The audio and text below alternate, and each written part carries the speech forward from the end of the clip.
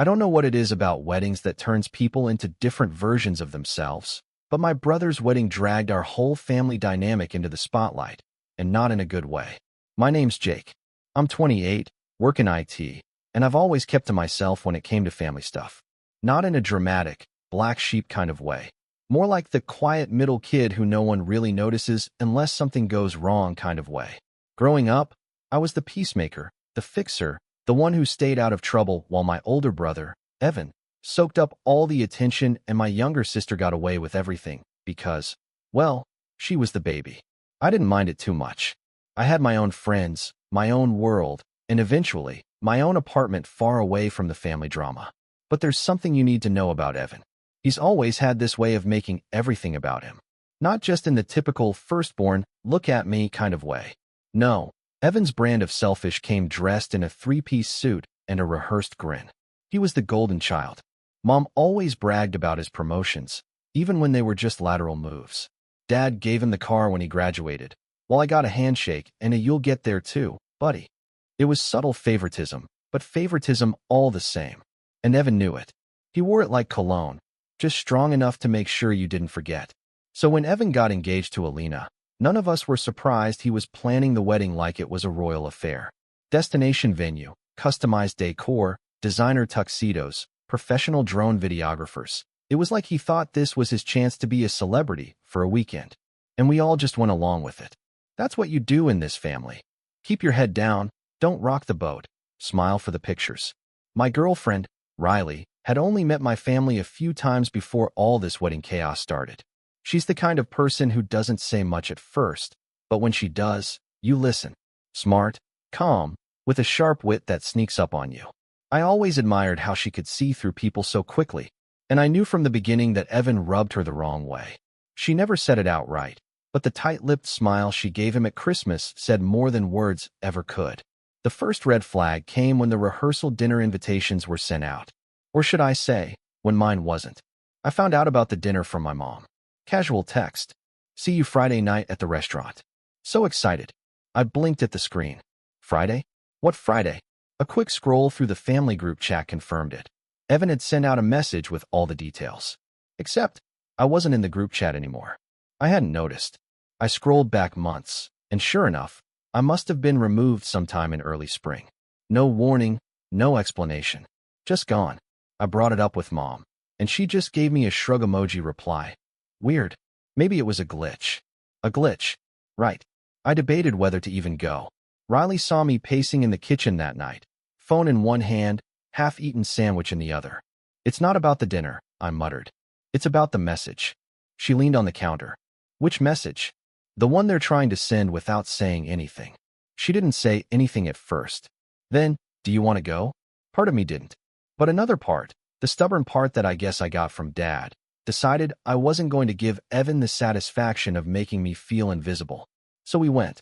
The restaurant was one of those places with chandeliers made of wine bottles and tiny plates that cost more than my weekly grocery run.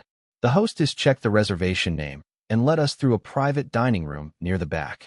I remember thinking, okay, maybe this won't be so bad. Then I saw the table. A long, rectangular setup with name cards neatly placed in front of every seat. Parents, bridesmaids, groomsmen, even Alina's second cousin, who lived in Germany and barely spoke English, had a card. I scanned the table twice. No Jake. No Riley. Evan spotted us just as the awkward silence started to stretch. He was holding a drink and talking to Alina's dad. When our eyes met, he gave me this grin, the kind that said, "Oh, you showed up." I walked over, still trying to be polite. "Hey, looks like the hostess missed our names." He didn't miss a beat. "Didn't you get the hint?" he said, half laughing. I blinked. "What?" He took a sip of his drink. "I figured you'd be busy. Or not interested." My jaw tightened. "So there wasn't a seat for me because you just assumed?" He shrugged. "It's a tight head count, Jake. You know how these things are." Riley, standing beside me, didn't say a word. Just looked at him like she was studying a bug under glass. I looked around. There were at least 2 empty chairs at the table, probably meant for last-minute no-shows. But I knew better than to argue. This wasn't about space. This was about power, about sending a message. So I said nothing. I just nodded, turned, and Riley and I walked to one of the smaller side tables near the back of the room. No one followed us. No one even looked. We sat in silence for a bit. The waiters brought out appetizers. Toasts were made. Laughter rolled across the main table like waves. I picked at my food. Riley sipped her wine. I was halfway through a dry piece of bread when she finally leaned over and whispered, "He did that on purpose." "I know. Are you okay?" I wasn't, but I nodded anyway. She put her hand over mine. "We don't have to stay." I almost said yes. I almost stood up, threw my napkin down, and walked out. But something stopped me. Not pride exactly. Something else. Something heavier. I realized I didn't want to leave because that would be exactly what Evan wanted. For me to walk away quietly, like I always had. So we stayed. Quiet. Distant. Watching from the corner like spectators at a play. We didn't laugh at the speeches. We didn't pose for photos. We simply existed. And I could feel Evan's gaze flick toward us every so often, like he was checking to see if we were still there. He didn't like that we were. And that's when I knew something was coming. Something petty. Something cruel. I just didn't know it would involve a $3,100 surprise and a waiter who walked to our table with a bill we didn't order. The next morning, I woke up with a headache, not from the wine, but from the weight of it all. You ever have one of those nights where you replay everything in your head like a broken tape, trying to find the moment where you could have said something better? Yeah, that was me. Riley tried to talk me down gently, but even her calm presence couldn't shake the heaviness. I kept thinking about that smirk Evan gave me. So casual, like he'd just stolen my lunch in middle school and dared me to cry about it. We had a few hours before the wedding ceremony, so we grabbed a quiet breakfast at a cafe down the street from the venue. Riley stirred her coffee slowly, watching the cream swirl like storm clouds. "You sure you want to go today?" she asked, not for the first time. I nodded, but my voice came out flat. "Yeah, I need to see this through." She reached across the table and squeezed my hand. "Then we go? But no more surprises, okay?" "Right. No more surprises." That illusion was shattered the moment we arrived at the venue. It was one of those places that looked like a castle from the outside, but functioned like a Pinterest board exploded inside. Everything was white, gold, rose petals, and strings of fairy lights. Guests were milling around, sipping champagne and commenting on the romantic aesthetic. Riley and I checked in with the front desk, got our little welcome bags, and followed the crowd into the garden where the ceremony would be held. There was a giant wooden board displaying the seating chart for the reception. Rows and rows of names written in calligraphy, organized by table numbers and flower-themed names like peony, lavender, and orchid. I scanned the list for our names. Nothing. I looked again, slower this time, line by line. Still nothing. Riley's voice was quiet but firm. "We're not on it." A cold prickle crept up my spine. I double-checked under Jake, then under Jacob, just in case. Still nothing. Then I noticed something. The very last table on the chart, table 12. No flower name. Just plain table 12. A short list of names, most of them unfamiliar, but two stood out. Jake, +1.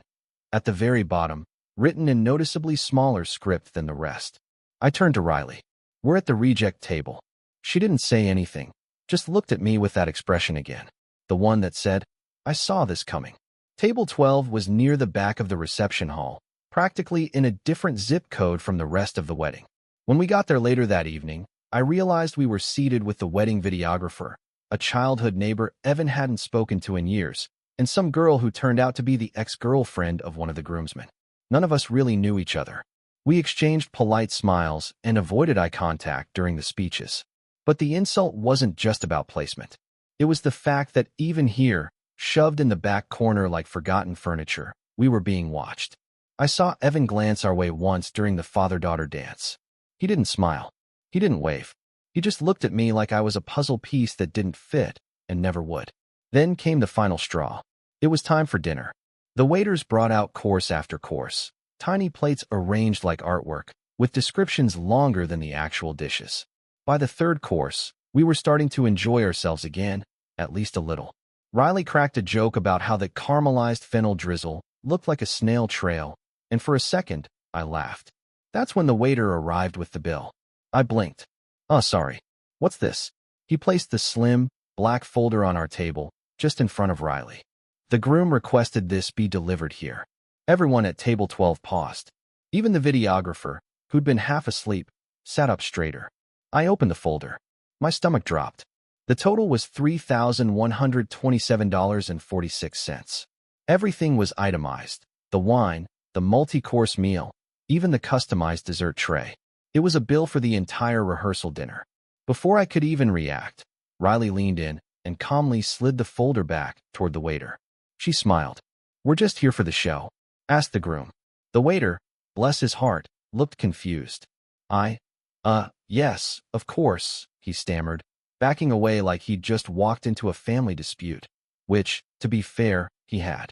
I was frozen, absolutely stunned, not just at the fact that Evan had the gall to send us the bill, but that he'd done it here, at his wedding, in front of strangers. Riley leaned toward me and whispered, "That was calculated.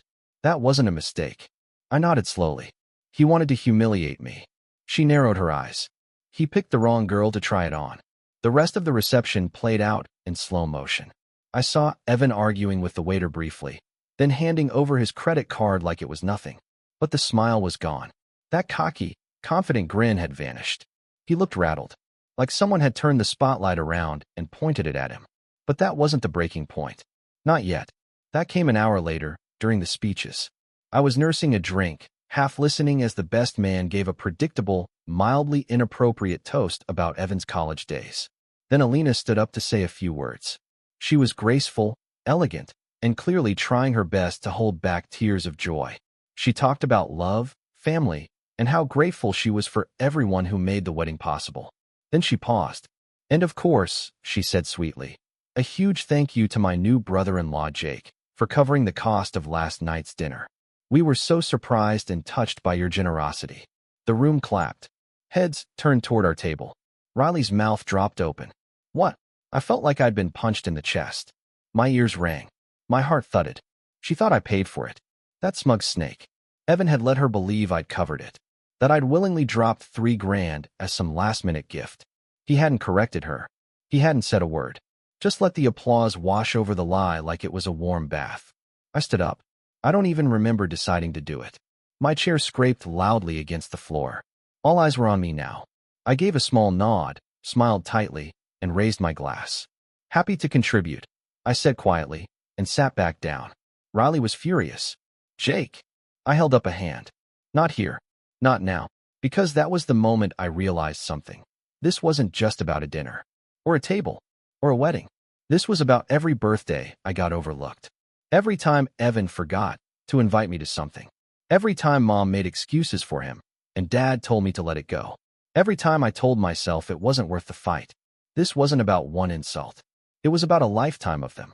And it had to stop. But not with a scene. Not with shouting or fists or throwing wine in someone's face. No, Evan wanted drama. He wanted a reaction. He wasn't going to get it. He was going to get something worse. He was going to get silence. And then, when he least expected it, he was going to get everything he gave me back. Tenfold. Because the next morning, before they even opened their wedding gifts, I'd already started planning my response. And let's just say, by the time I was finished, Evan would wish he'd stuck me at the back of the room and left me alone. When I woke up the morning after the wedding, I didn't feel angry anymore. I didn't feel much of anything, really. Just numb. Like I'd been walking through fog and finally realized there was nothing on the other side of it. Riley was still asleep beside me, her arm curled under her cheek, her breathing soft. For a moment, I watched her and felt this strange mix of guilt and gratitude. She didn't sign up for this family drama. She didn't deserve any of it. And yet, she was still here, still in my corner when it would have been easier to tap out and walk away. I quietly got out of bed and stepped onto the hotel balcony. The city was waking up below us, vendors setting up their stands, cars trickling through the quiet streets. The sun was just starting to rise, spilling soft light across the horizon. It should have been a beautiful morning. Instead, all I could think about was the look on Alina's face when she thanked me for a $3,100 gesture I never made, and the way Evan just sat there, letting her believe it. That wasn't a mistake. It wasn't a misunderstanding. It was a hit job with a smile, and I didn't even see it coming. Later that morning, the group chat exploded. For once, I was still in it, probably by accident. Mom posted a picture of Evan and Alina holding hands in their matching white pajamas, surrounded by gifts. "So proud of my boys," she wrote. with a string of heart emojis. And Jake, thank you again for your generosity. We raised such wonderful sons. I didn't reply. My sister, Casey, who'd mostly stayed out of things until now, finally chimed in. Wait, Jake paid for the dinner. Another cousin replied. Damn, dude, that was baller of you. More comments poured in, praise, jokes, admiration. I just stared at the screen, heart sinking further. I didn't want attention. I didn't want the credit. I just wanted the truth. But Evan had already rewritten the story. He always did. It took me a full 2 days to finally talk to my parents. I waited until we got back home, away from the wedding chaos and hotel corridors filled with fake smiles and polite applause. I called my mom first, half expecting her to dodge the conversation. She didn't. Oh, honey, she said, her voice already soft with that familiar, let's not make this a thing tone. Evan told us you offered to cover the dinner. I thought it was strange, but it was such a kind gesture. Everyone was talking about it. I never said that, I replied. He sent me the bill. Without asking. There was a pause. A long one. Well, she finally said, maybe it was a misunderstanding. You were sitting separately. No, I said, firmer now. He did it on purpose. And he didn't correct Alina when she thanked me in her speech.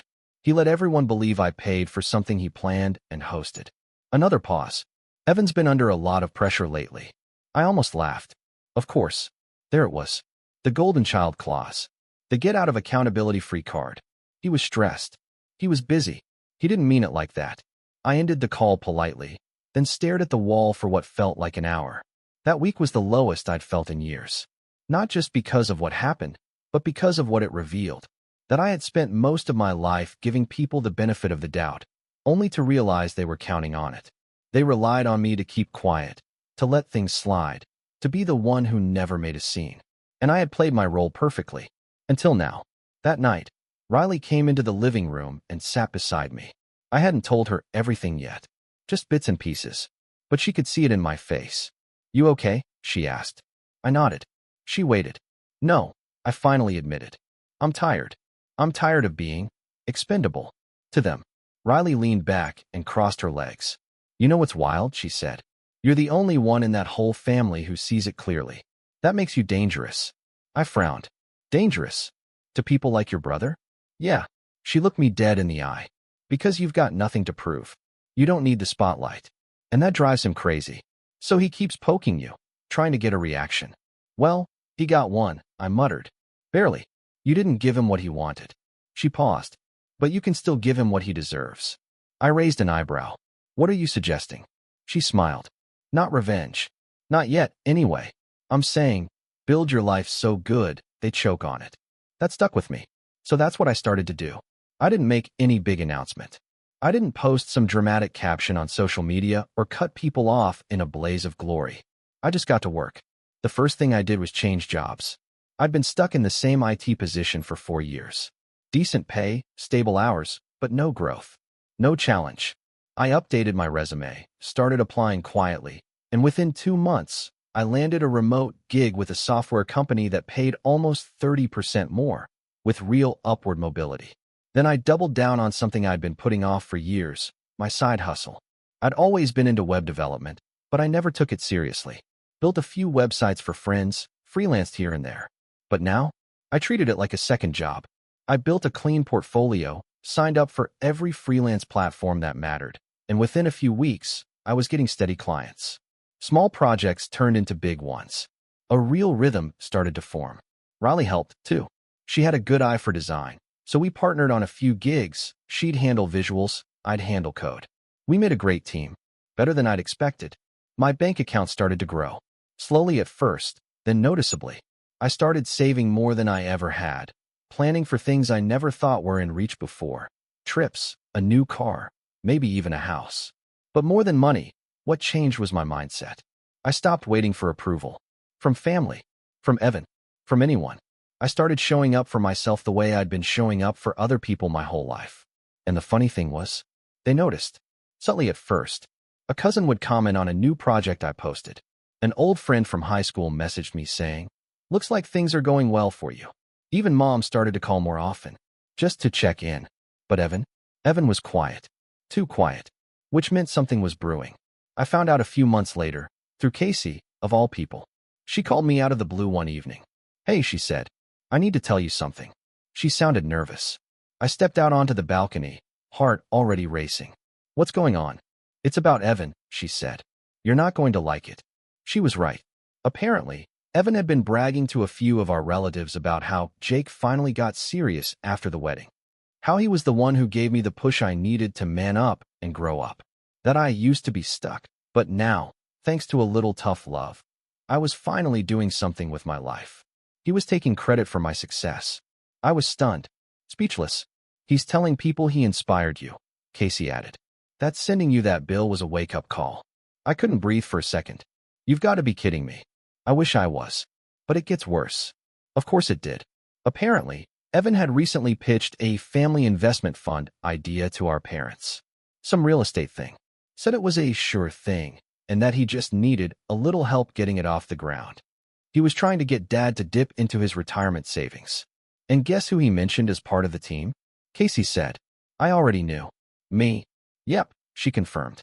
"Told them you were consulting on the tech side. That you'd vouch for it." I leaned against the railing. "I haven't spoken to him in months." "I know, but they don't." That was the final crack. The one that split everything wide open. He wasn't just lying about the past. He was using me to prop up his next scheme. And that's when I knew I couldn't just ignore it anymore. It wasn't enough to quietly succeed. It was time to set the record straight. But not with a confrontation. With a plan. One that would show the truth. Not just to my family, but to Evan himself. Because he'd spent his whole life thinking he was the main character. And he had no idea the quiet kid in the background was finally ready to take center stage. But first, I needed to know exactly what he was planning. So I reached out to someone I never thought I'd call. Alina. And the conversation we had. It changed everything. I didn't call Alina right away. I sat on the idea for 3 days, turning it over like a stone in my hand, weighing it, wondering if it would cut me or skip across the surface like I hoped. It wasn't just the awkwardness, though yeah, there was plenty of that. She'd publicly thanked me for a wedding gift I never gave and unknowingly helped paint me as some kind of charity sponsor/prodigal brother. But beneath all that, I remembered her face that night. The sincerity in her voice. The way she lit up when she talked about family and starting fresh. Alina didn't strike me as malicious. Just unaware.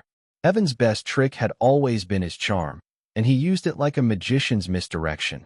Smile with the left hand while the right one steals the watch off your wrist. So I finally did it. One short, polite message. "Hey Alina, this is Jake.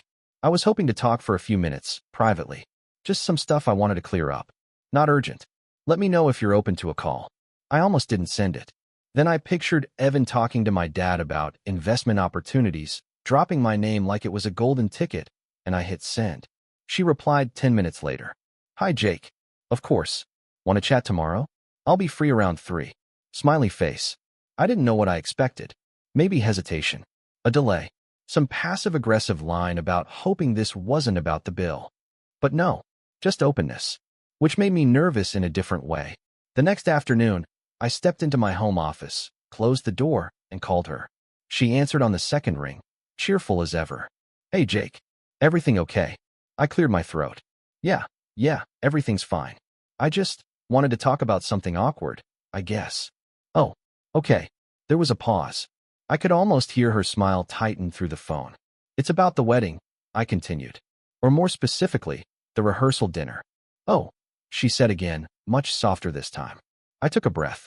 "Alina, I didn't pay for that." Silence. "I know everyone thought I did. You thanked me, but I didn't offer." Evan sent the bill to our table. I didn't even know it was coming until the waiter dropped it off. She was quiet for a long time. Finally, she said, "He told me you wanted to surprise us. That you wanted to do something generous but low-key." "Of course he did. I would never have made that kind of assumption," I said. "Especially not at your wedding." I can't believe this," her voice cracked. "I thanked you in front of everyone." "It's okay. Really. I'm not angry at you. But you should be." "Oh my God. I looked like such an idiot." "No, you didn't. You just trusted him." Another long silence. "Why would he do that?" she asked finally. "Why would he lie about that?" I almost laughed. "Because he's Evan." She sighed. "Yeah, I guess I'm starting to understand what that really means." That was the crack in the door I needed. We talked for over an hour. Alina confessed that the months leading up to the wedding had been exhausting. She chalked it up to normal stress, but now, in hindsight, she realized a lot of little things weren't adding up. Expenses ballooned. Vendors mysteriously changed. Her ideas were subtly swapped for better ones. Evan insisted the guests would like more. Every time she questioned something, he made her feel like she was overreacting. He always knows what to say, she muttered. And somehow, I end up feeling like I'm the one being difficult. I didn't say welcome to the club, but I thought it. She asked me outright. Has he always been like this with you? Yeah, I said. But it wasn't always this obvious. It used to be little things. A snide comment here. An exclusion there. Then came the bigger stuff, taking credit for my work, turning our parents against me without ever raising his voice. He's been rewriting the story for years. And no one noticed? I shrugged. People notice what they want to. It's easier to believe Evan is the golden child than to question the narrative. There was a beat of silence. Then her voice dropped, a little hesitant. Do you know anything about this real estate thing he's pitching to your dad? And there it was. The door flung wide open. Yeah, I said. I heard about it. But I don't know the details. She did. Apparently, Evan had been talking about launching a luxury flip business, buying undervalued properties, renovating them, and selling for a profit. All on borrowed money. He had no capital, just a few surface-level contacts and a lot of fast talking. He wanted their parents to invest 50 grand. He'd told Alina it was a guaranteed return and that I was going to handle the tech and marketing side. Which, she added dryly, makes a lot more sense now that I know you weren't even aware of it. I shook my head. He's using my name to lend credibility to a fantasy. Alina sighed. He hasn't even shown me the numbers. Just keeps saying it's going to be big. There was a long pause. Then she said, Do you want to stop him? I sat up straighter. Yeah, I do. That's when we started planning. The next few weeks were a blur of quiet coordination. Riley was the first person I pulled in. Naturally. She was suspicious of Alina at first, understandably. But after a long dinner and a few honest conversations, she warmed up to the idea. Alina, for her part, was sharp. She'd started snooping into Evan's files, keeping copies of whatever she found. Emails, proposals, spreadsheets with questionable math.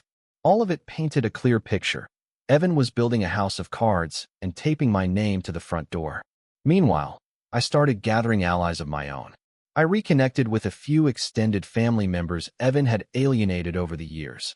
Our cousin Nina, who once loaned Evan money for a car repair and never saw a cent back, and our Uncle Ron, who Evan scammed into buying fake football tickets 5 years ago. I didn't need them to go to war. I just needed them to talk.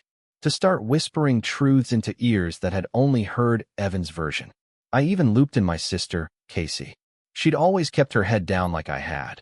But when she heard the full scope of what Evan was trying to do, using my name, taking our parents' money, and planning to vanish if things went sideways, she snapped.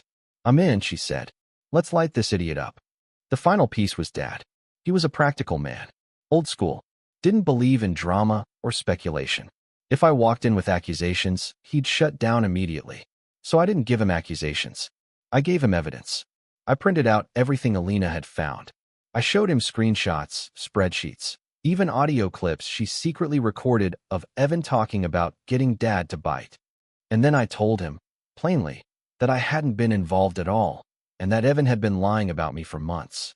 It wasn't anger I saw in Dad's eyes. It was shame. He'd been fooled. He looked at the folder for a long time, then rubbed his jaw and said quietly, You did the right thing, son. That hit harder than I expected. I left that meeting with something I hadn't felt in years, leverage. Now all that was left was the reveal. We didn't want to destroy Evan publicly. Not yet.